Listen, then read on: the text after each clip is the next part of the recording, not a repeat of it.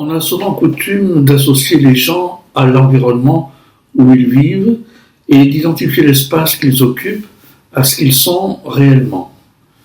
Une manière de voir dans le lieu où les personnes habitent ou travaillent le portrait fidèle de ce qu'elles sont. Concernant l'atelier des artistes, le parallèle a très souvent été fait, de sorte que l'homme, son œuvre et l'espace où elle a été conçue et réalisée ne semblent ne faire plus qu'un. Si une telle similitude est vérifiable dans nombre de cas, elle ne s'applique pas tout le temps et des exemples existent qui nous montrent le contraire. L'atelier de Francis Bacon, connu pour son indescriptible désordre, fut pourtant l'espace où s'élabora une œuvre d'une impeccable et méticuleuse qualité plastique. L'atelier de Hans Hartung, à Antibes, est, à l'opposé, un lieu très ordonné et rationnellement organisé. C'est néanmoins ici que l'artiste y créa les œuvres les plus tumultueuses de toute sa carrière. Mais ces deux exemples fort contrastés ne sauraient défaire l'image de la juste partition de l'œuvre et de l'espace où elle prend forme. Le rapport de Piet Mondrian à la toile et à l'espace intérieur est à ce titre un modèle d'adéquation. Le dispositif de l'orthogonalité, qui, formellement parlant, est à la base de l'esthétique néoplasticienne, se vérifie entièrement dans son œuvre dès 1916-1917, mais aussi dans son espace de vie et de travail.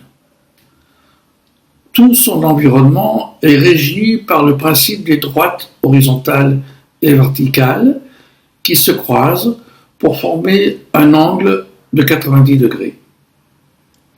Seules les formes arrondies du poil, de ses lunettes posées sur le plateau de la table, des coudes du fauteuil en rotin, désobéissent à ce strict arrangement sans pour autant le compromettre. À Paris ou à New York, les deux principaux ateliers de Mondrian sont le reflet fidèle des énoncés de sa théorie, la nouvelle plastique, qui vise un dépassement des formes artistiques traditionnelles et, au-delà, une nouvelle philosophie de la vie. De la toile à l'atelier, de l'atelier à la rue, de la rue à la ville, le chemin que Piet Mondrian indique est construit rigoureusement, en tenant compte des critères d'équilibre et d'harmonie.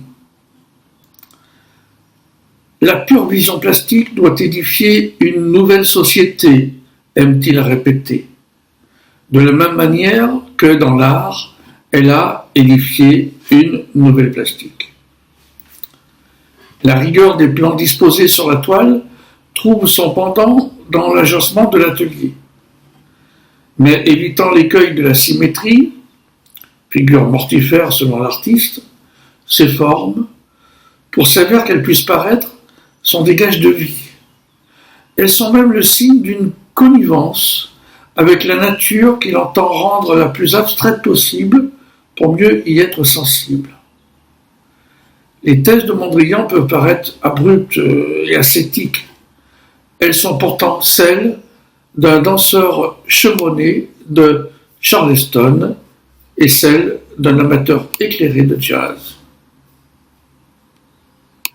Avec l'artiste allemand Kurt Schwitters, l'espace de travail, l'espace de l'œuvre et l'espace de vie se confondent. Dans une rue à Hanovre, où il habitait, l'appartement de l'artiste va faire l'objet d'une transformation considérable de 1923 à 1933.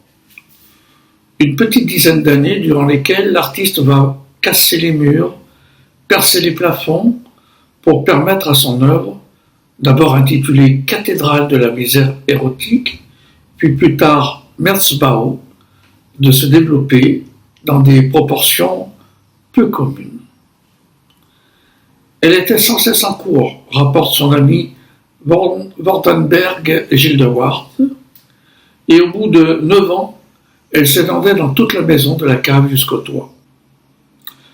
Soit donc un espace où l'artiste accumule des matériaux qu'il façonne en plans et contre-plans, et dans lesquels il aménage des niches où il va entreposer des objets de toutes sortes, ses propres crayons, des mèches de cheveux de ses amis, des rognures d'ongles et même des flacons remplis d'urine.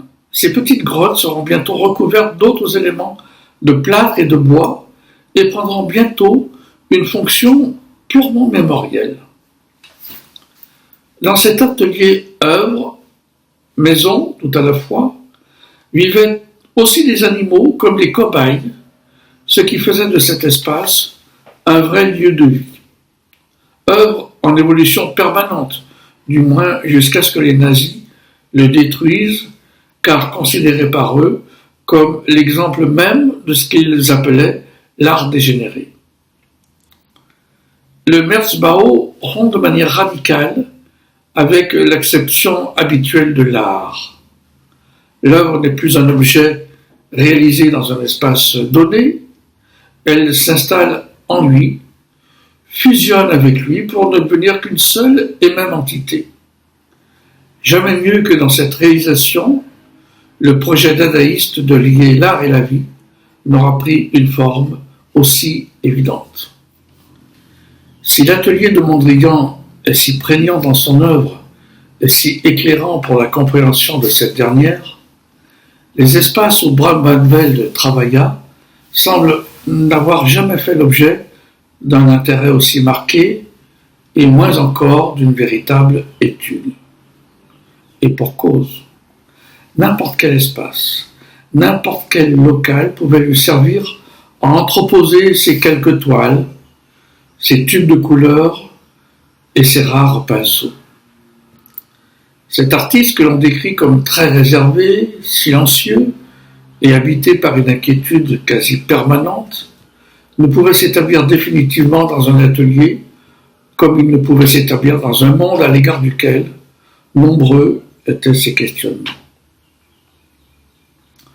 L'homme qui confia à son ami Charles Juliet, je cite, « Je peins l'impossibilité de peindre », était comme interdit de s'installer dans le confort d'un atelier bien pourvu et bien organisé. Les rares photos que l'on a des espaces où il travailla se ressemblent beaucoup, même vides, même nudité des murs, même tonalité générale. Étranger aux théories esthétiques qui veulent changer le monde, Bram Van Velde vit ce dernier comme une charge trop lourde. Citons-le à nouveau. Dans ce monde qui m'écrase, je ne peux que vivre ma faiblesse. Cette faiblesse est ma seule force. L'artiste résiste aux choses de la vie, car il sait que la vie peut aisément devenir chose elle-même. Conscient que c'est d'elle et d'elle seule que lui vient son goût de peindre, il la veut la plus authentique possible, c'est-à-dire la plus intimement liée à soi. Alors, à quoi bon s'enfermer dans des murs? À quoi bon s'enfermer dans un rôle? La peinture est un acte de vie, dit-il, qui n'a nullement besoin d'appareillage.